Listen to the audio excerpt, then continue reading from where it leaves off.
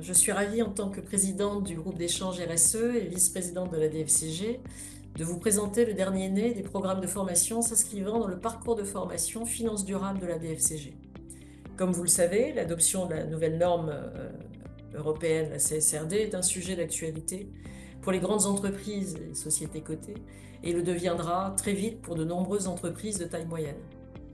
Le caractère technique de cette nouvelle norme appelle un besoin de décryptage sujet par sujet pour vous permettre de comprendre les attendus de chaque ESRS et produire votre nouveau rapport de durabilité.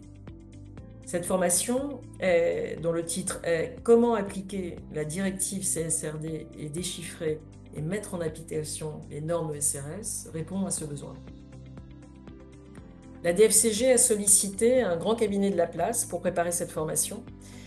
Tous les sujets couverts le sont par des experts RSE et CSRD de ce partenaire. Nous vous recommandons néanmoins d'avoir déjà un peu de culture RSE et d'avoir suivi au moins un webinaire sur l'introduction à la CSRD, notamment traitant de la double matérialité, pour profiter à plein du décryptage de chaque ESRS. Ou encore mieux, d'avoir suivi ou de suivre au préalable la formation, se préparer et organiser la conformité de votre organisation à la CSRD, proposée en mode hybride au catalogue de la DFCG depuis début 2024. À qui s'adresse cette formation? Bien sûr aux responsables du reporting extra-financier, aux directeurs administratifs et financiers qui en ont la supervision, mais également aux membres des équipes de communication financière, aux directeurs RSE qui sont évidemment en général co-leaders sur l'approche de l'implémentation de la CSRD, mais aussi les fonctions RH, achat ou autres fonctions largement impliquées dans les plans RSE et qui ont besoin de savoir exactement comment ils vont les décrire dans le rapport de durabilité.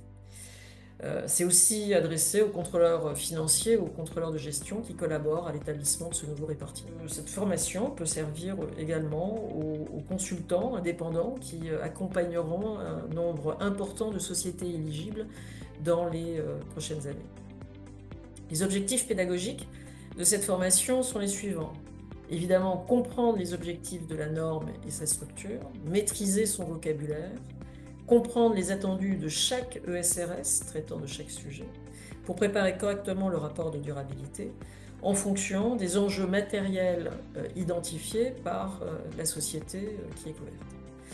Grâce à ces modules, vous acquérerez évidemment la compréhension des attentes de la norme, traitant de la gouvernance, des sujets de durabilité, de la stratégie à mettre en place, notamment le plan de transition climatique, et également de l'identification des enjeux de durabilité matérielle tels que couverts par l'ESRS 2, qui est le premier standard cross-thématique proposé par la norme.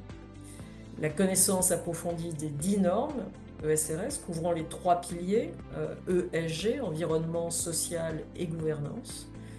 Et surtout et enfin, bénéficier de commentaires et de conseils pragmatiques sur la compréhension de la norme et d'exemples pour aller à l'essentiel tout en décodant les subtilités des ESRS, et il y en a de nombreuses.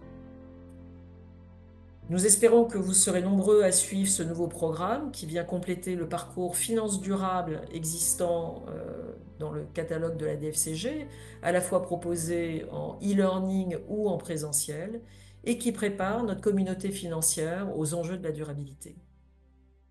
À bientôt.